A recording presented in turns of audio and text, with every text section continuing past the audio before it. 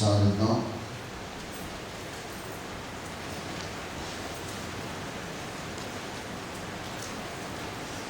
లూకాసు వార్త మొట్టమొదటి అధ్యాయం.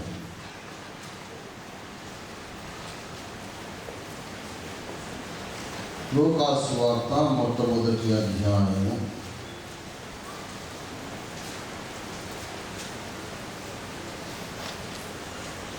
37వ వచనం నేను చదువుతున్నాను, దయచేసి చిత్తగించండి.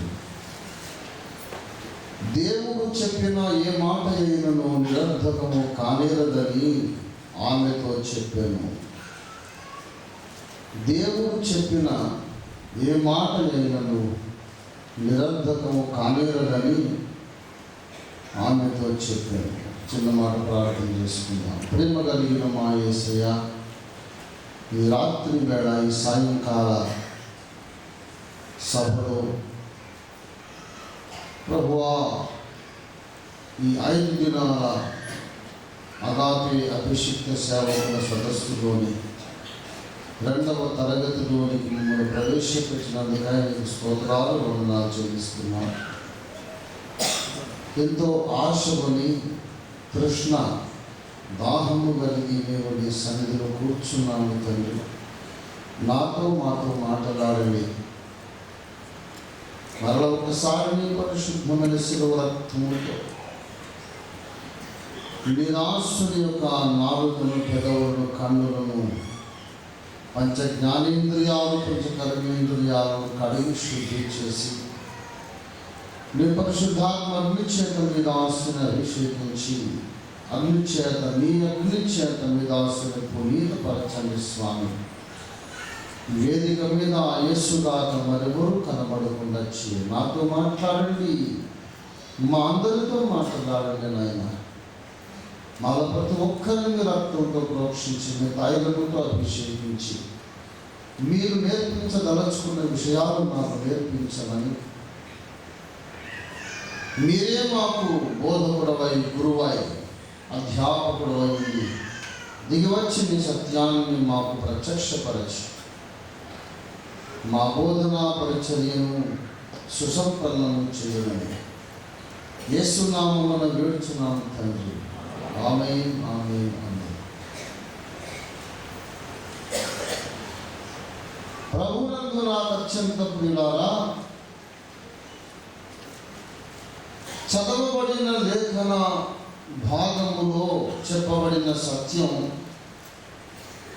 అగాపే సంపూర్ణ సువార్త సంఘాల సిద్ధాంత సరణికి మూల స్తంభము. మళ్ళీ చెబుతున్నాను, చదవబడిన లేఖన భాగంలో ఉన్న సత్యం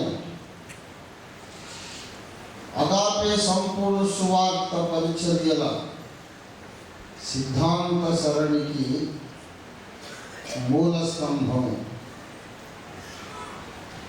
చదవబడిన లేఖన భాగంలో ఉన్న సత్యం ఏమిటి అంటే, దేవుడు సెలవిచ్చిన ఏ మాట అయినను నిరర్ధకము కానేరదు.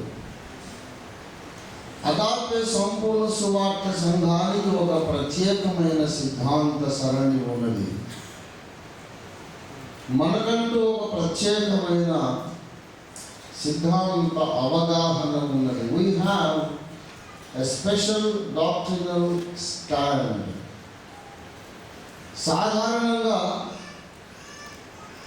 సాధారణ సార్వత్రిక క్రైస్తవ సమాజం అగాపే సంపూర్ణ సువార్త సిద్ధాంతాన్ని విమర్శిస్తూ ఉంది, వ్యతిరేకిస్తూ ఉంది, ద్వేషిస్తూ ఉంది, ఖండిస్తూ ఉంది. ఇలా అగాపే వాళ్ళదంతా తప్పుడు సిద్ధాంతము, వాళ్ళ బోధనల్ని కూడా లోక విరుద్ధము అంటున్నారు. ఇప్పటి వరకు మన బోధనలను వాక్య విరుద్ధమని నిరూపించిన వాళ్ళు ఎవరు భూమి మీద లేరు. వాక్య విరుద్ధమని అన్నవాళ్ళు లేరు అని నేను అనడం లేదు. మన బోధనలను వాక్య వాక్య విరుద్ధమని నిరూపించిన వాళ్ళు అంటారు గోల్డ్ అంటారు. నిరూపణకు పరీక్షకు వచ్చేసరికి నిలబడలేరు. మన బోధలు చాలామందికి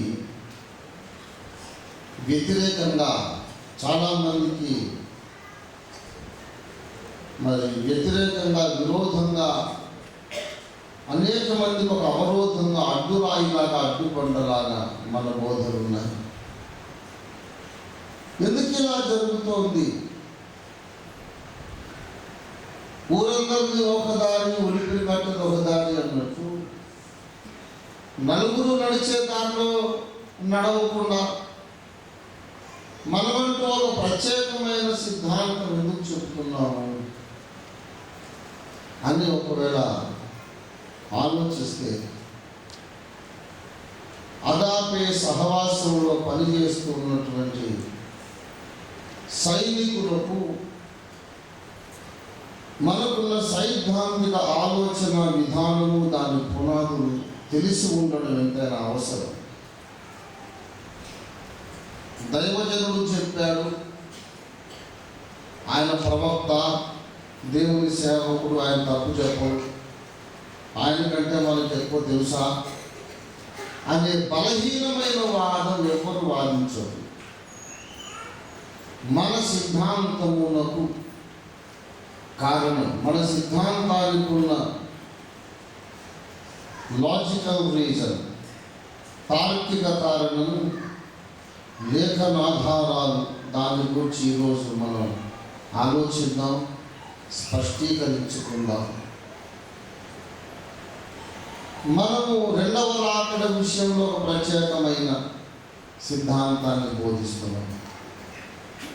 పరలోకంలో పాపం ఎందుకు పుట్టింది అనే దాని విషయంలో ఒక ప్రత్యేకమైన వాదన మనం లేవనెత్తాం, లేక ప్రత్యేకమైన ప్రత్యక్షతను మనం లోకానికి అందించాం.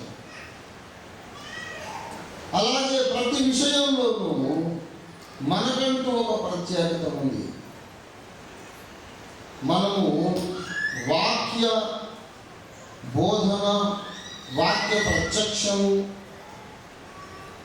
వాక్య అవగాహనలో ఒక సంస్కరణ అనే దాన్ని తీసుకొస్తున్నాం కనుక అసలు మన అవగాహనకు కారణం ఏంటి అనేది మీకు తెలియాలి. ఈ విషయాలు నేను ఉజ్జీవ సభలలో బోధించలేను. ఎందుకంటే అక్కడ రక్షణ పొందిన వాళ్ళు ఉంటారు, అప్పుడే కొత్తగా రక్షింపబడ్డ వాళ్ళు ఉంటారు, తెలిసిన వాళ్ళు, తెలియని వాళ్ళు, పాలు తాగేవాళ్ళు, దోగాడేవాళ్ళు అందరూ ఉంటారు. కనుక ఈ మహాప్రాముఖ్యమైన విషయాన్ని అందరూ శ్రద్ధగా వినాలని, నేర్చుకోవాలని మీ సోదరుడిగా నేను అర్థిస్తున్నాను. ఇలా మన సైద్ధాంతిక అవగాహనకు ముఖ్య కారణం ఏమిటంటే, దేవుడు సెలవిచ్చిన ఏ మాట అయినను నిరర్ధకము కానేరదు అనే నమ్మకమే మన ప్రత్యేక సిద్ధాంతానికి కారణం.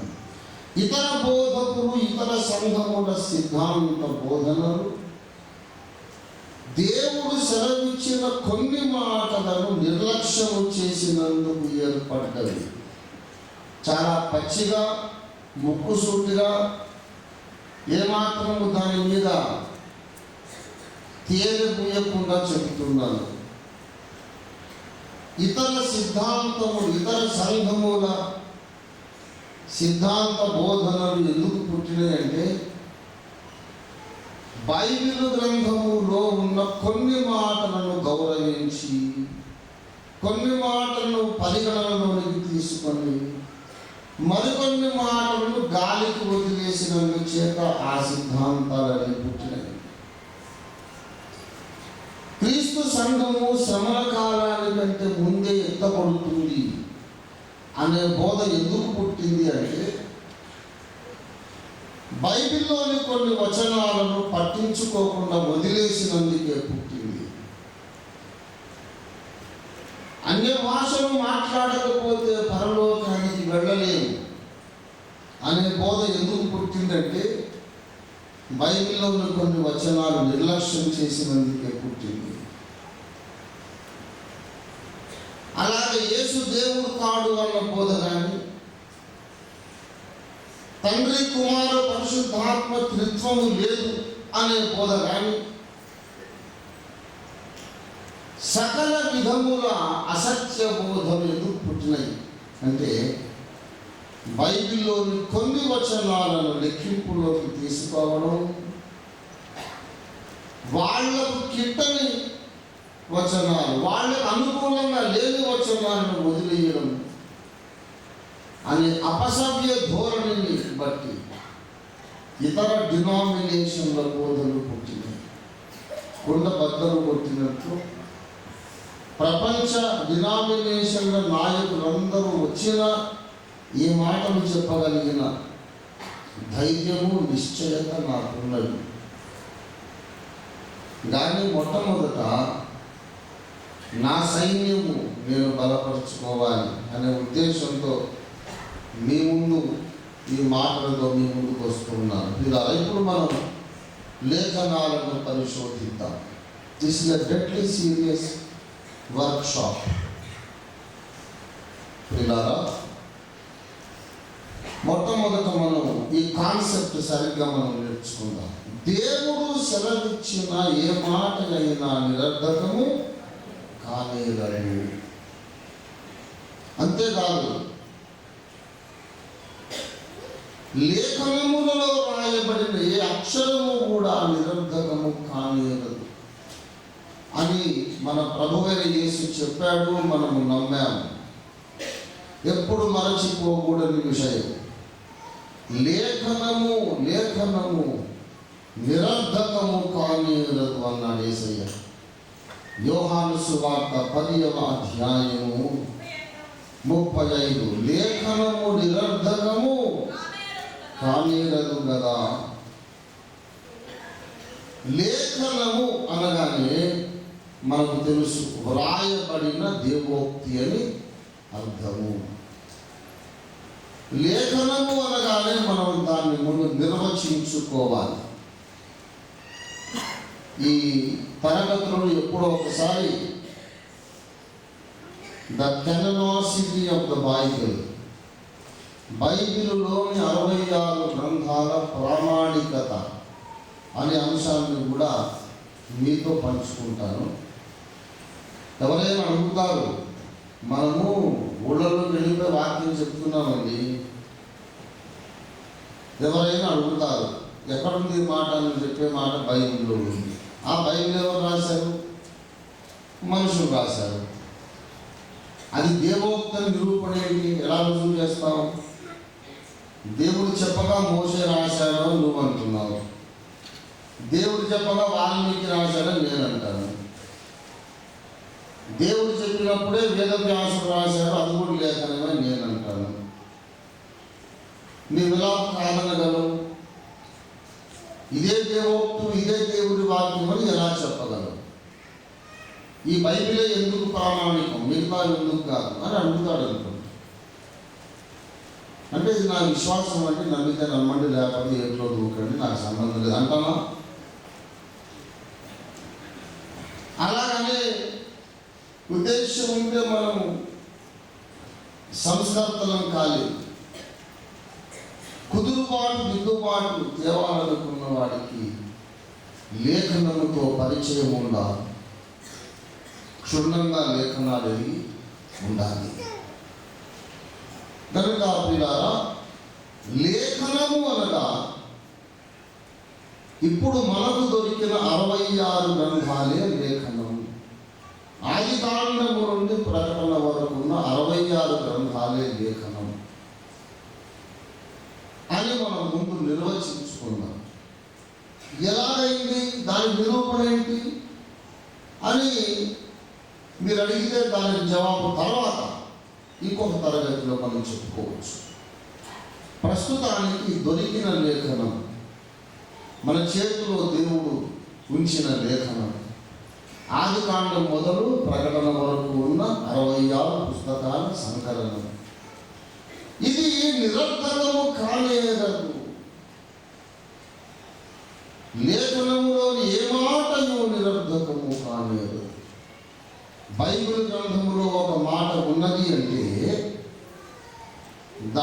మనము చులకనగా ఎంచడానికి వీల్లేదు. బైబిల్ గ్రంథములో ఒక మాట వ్రాయబడింది అంటే దాన్ని మనము తీసి పారవేయడానికి కానీ పట్టించుకోకుండా వదిలేయడానికి కానీ వీలు లేదు అనేది మొట్టమొదట మనం బాగా నేర్చుకోవాలి. ఇది రక్షణ జీవితంలో నేర్వవలసిన మొదటి పాఠం. దైవ సేవకులను సేవ ఆరంభించక మునుపు నేర్చుకోవలసిన మూల పాఠం. బైబిల్లో ఒక అక్షరం ఉన్నది అంటే అది దేవుడు వ్రాయిస్తూనే ఉన్నది. కొన్ని మనకు నచ్చవు, కొన్ని మనకు అర్థం కావు, కొన్ని కొరుకుడు పడవు, మింగుడు పడవు, కొన్ని మనకు ఇబ్బందికరంగా ఉంటాయి. ఆయనను అది దేవుడు వ్రాయించాడు అని మనం నమ్మాలి. లేకపోతే మనము దేవుని సేవకులం కాలేము, దేవుని ప్రతినిధులుగా ఈ భూమి మీద మన పరిచర్యకు న్యాయం చేయలేము. 12వ కీర్తనలో దావీదు భక్తుడు పరిశుద్ధాత్మ ద్వారా ఒక మాట అంటున్నాడు, గమనించాలి. 6వ వచనం, యెహోవా మాటలు పవిత్రమైనవి, అవి మట్టి మూసలో 7 మార్లు కరిగి ఊదిన వెండి అంత పవిత్రమై ఉన్నది. దేవుని మాటలు పవిత్రమైనవి. మట్టి మూసలో వెండిని ఉంచి ఒకసారి కరిగించి మస్టు అంతా తొలగించి ఊది చల్లబరిచి మళ్ళీ కరిగించి మళ్ళీ ఏమైనా మస్టు వస్తే పైన మీగడలాగా తేలుతుంది. రెండవసారి ఆ మస్టు తీసేసి మళ్ళీ ఊది చల్లార్చి మళ్ళీ మూడోసారి కరిగించి మళ్ళీ ఏమైనా ముడికి వస్తే దాన్ని తొలగించి 7 మారులు కరిగించి ఊది చల్లార్చి మళ్ళీ కరిగించి ఊది చల్లార్చి మళ్ళీ కరిగించి ఊది చల్లార్చి 7 సార్లు ఊదిన వెండి ఎంత పవిత్రము, అలాగూ దేవుని మాటలు పవిత్రము అని చెబుతున్నాడు దావీదు భక్తుడు. దానికి అర్థం ఏంటో తెలుసా? దేవుడు ఒక మాట పెదవులతో పలకాలన్నా, తన గ్రంథంలో వ్రాయించాలన్నా, తన పరలోక సింహాసనం మీద కూర్చుండి 7 సార్లు ఆలోచిస్తాడన్నమాట. ఈ మాట ఇలా రాస్తే బాగుండు, మరొకలా రాద్దామా, ఈ మాట ఉపయోగిద్దామా, ఇంకో మాట ఉపయోగిద్దామా అని 7 సార్లు ఆలోచించి ఒక మాట రాయిస్తాడు. That is ultimate. మళ్ళా మనం బయలుదేరి ప్రభువా ఈ మాట రాయకపోతే బాగుండు, ఇలా రాస్తే బాగుండు, ఈ మాట కంటే ఈ మాట బాగుంటుంది అని మనం అనడానికి సాహసించకూడదు. చాలా తప్పు. ఆ తప్పు నేను చేశాను తెలియని వయస్సులో. తర్వాత చాలా పశ్చాత్తాపడి ఏడ్చి క్షమాపణ అడిగాను. ప్రభువా ఎందుకు ఈ బైబిల్లో ఈ మాటలు కొన్ని ఇలా రాశాను అని అడిగాను. ఇలా కాకుండా ఇలా రాస్తే బాగుండు కదా. ఉదాహరణకు, నేనే మార్గమును సత్యమును జీవమును, నా ద్వారానే తప్ప ఎవరును మోక్షమునకు రాడు అంటే బాగుంది. నా ద్వారా తప్ప ఎవరును పరలోకమునకు రాడు అంటే బాగుంది. నా ద్వారానే తప్ప ఎవరును స్వర్గానికి రాడని అంటే బాగుంది. కానీ యేసయ్య ఏమన్నాడంటే నా ద్వారా తప్ప ఎవరును తండ్రి వద్దకు. అన్యులకు ఆ మాట ఎలా చెప్తావు? ఓ క్రైస్తవేతరుడు ఉన్నాడు అన్యుడు. మా యేసయ్య ఏం చెప్పాడు తెలుసా? నా ద్వారానే తప్ప ఎవడు తండ్రి వద్దకు రాడన్నాడు తెలుసా? అంటే మీ యేసుకు ఓ తండ్రి ఉన్నాడు అన్నమాట. అంటే మీ దేవుడికి ఓ తండ్రి ఉన్నాడు. అంటే ఇద్దరు దేవుళ్ళ మీకు? ఇంతకు ఆ తండ్రి దేవుడా, ఈ కొడుకు దేవుడా? మా దగ్గర కూడా దేవతలకు కొడుకులు ఉన్నారు. అట్లాగే మీ దేవుడికి కొడుకులు ఉన్నారా అంటే మరి మీ దేవుడి భార్య ఎవరు? మా దేవుడికి భార్యలు ఉన్నారు కాబట్టి కొడుకులు ఉన్నారు అని వాడు అడిగేసరికి త్రిత్వము అనే మర్మము విశ్వాసమైతే అర్థం కావచ్చు, అన్యుడికి ఎలా అర్థమవుతుంది? నేను సువార్త ప్రకటన ప్రారంభించినప్పుడు నాకు ఇది చాలా ఇబ్బందిగా ఎదురైంది. నా ద్వారానే తప్ప తండ్రి వద్దకు రాడు అని యేసు అన్నాడు అనుకుంటే నాకే ఇబ్బంది. నా ద్వారా తప్ప ఎవరు మోక్షానికి రాడు అన్నాడు యేసయ్య అందామా? దేవుని వాక్యాన్ని మారుస్తున్నానేమోననే బాధ, భయం. అలాగే బైబిల్లో ఎన్నో వచనాలు నేను చెబుతున్నాను. నా రక్షణ జీవితారంభంలో నాకు నచ్చలేదు, నాకు ఇబ్బందికరంగా అనిపించలేదు. కానీ ఆ రోజుల్లో ప్రార్థన చేశాను, ప్రభువా బైబిల్ రాయడము అనే పని నీవు నాకు అప్పగిస్తే బాగుండు కదా, నేను ఇంకా బాగా రాసేవాడిని, ఇలాంటి పొరపాటు రాకుండా చక్కగా రాసేవాడిని అని అంటే ప్రభు అన్నాడు, అందుకే నీకు అప్పగించలేదు, ఎందుకంటే నువ్వు ఇంకా బాగా రాస్తావు, నేను చెప్పినట్టయితే రాయవు కదా. నేను చెప్పినట్టు నోరు మూసుకొని రాసేవాడు నాకు కావాలి, కానీ నాకు గురువై, నాకు సలహాదారై, నాకు గైడెన్స్ ఇచ్చేవాడు నాకెందుకు? చెప్పింది చేసేవాడు కావాలి, నీవైనా నేర్చుకో. నేను చెప్పింది నీవు చేస్తే అప్పుడు నేను నిన్ను వాడుకుంటాను. నాకు ఎదురు సలహాలు చెప్పినంతసేపు నిన్ను మూల కూర్చోబెడతానన్న పిల్లారా. చాలా ఏళ్ళు గడిచిన తర్వాత దేవుడు నాకు నేర్పించాడు, నా ద్వారా తప్ప ఎవడు తండ్రి వద్దకు రాడు అంటే తండ్రి సింహాసనం ఉన్న స్థలము పరలోకము. కానీ యేసు భూమి మీదకి రాకముందు చాలామంది భక్తులు, యేసు రాలేదు, సువార్త ప్రకటించబడలేదు, శిలువ యజ్ఞం జరగలేదు, అంతకంటే ముందు చాలామంది భక్తులు, దావీదు వంటి యూదా భక్తులు, ఇశ్రాయేలు భక్తులు, బిలాము లాగా యూదేతరులలో ఉన్నటువంటి యెహోవా భక్తులు, అనేక దేశములలో ఉండినటువంటి మహర్షులు అనేక మంది యజ్ఞ పురుషుడు రాబోతున్నాడని నమ్మి నరకం తప్పించుకున్నారు. వారు నరకానికి వెళ్ళలేదు,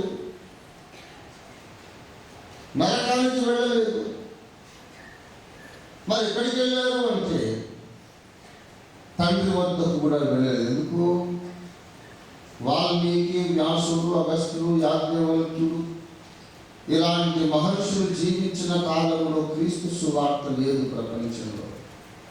కానీ వాళ్ళు యజ్ఞమును నమ్మారు, నరకాన్ని తప్పించుకున్నారు, తండ్రి వద్దకు వెళ్ళలేదు. మధ్యలో ఒక ఇంటర్మీడియట్ లాంటి ప్లేస్, పరదేశుకు మాత్రమే వెళ్ళారు. యేసు అవతారానికి ముందు దేవుని కృప పొందిన వారు పరదేశుకి వెళ్ళారు. యేసు అవతరించిన తరువాత చెరగా పరదేశును అమాంతం తీసుకెళ్ళి ఆయన మూడో ఆకాశంలో పెట్టాడు.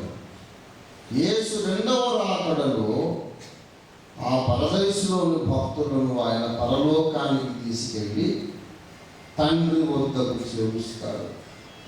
క్రీస్తు అవతరించక ముందు పుట్టి చనిపోయి పరదేశుకు పోయిన భక్తులు తండ్రి వద్దకు ఇంకా వెళ్ళలేదు. యేసు రెండవ రాకడ దాకా వాళ్ళు ఎదురు చూడాలి, తండ్రి వద్దకు వెళ్ళాలంటే. పరదేశం అంటే తండ్రి ఉన్న స్థలంగా. భక్తుడు చనిపోయినప్పుడు వెళ్ళే పరదేశం వేరు, తండ్రి సింహాసనం ఉన్న స్థలం వేరు.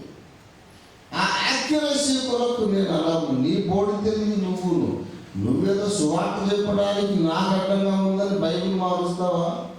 నేను చెప్పాలనుకున్నది ఏంటంటే, నేను అవతరించి మరణించి మళ్ళీ లేచి రెండవసారి వచ్చేదాకా నాకన్నా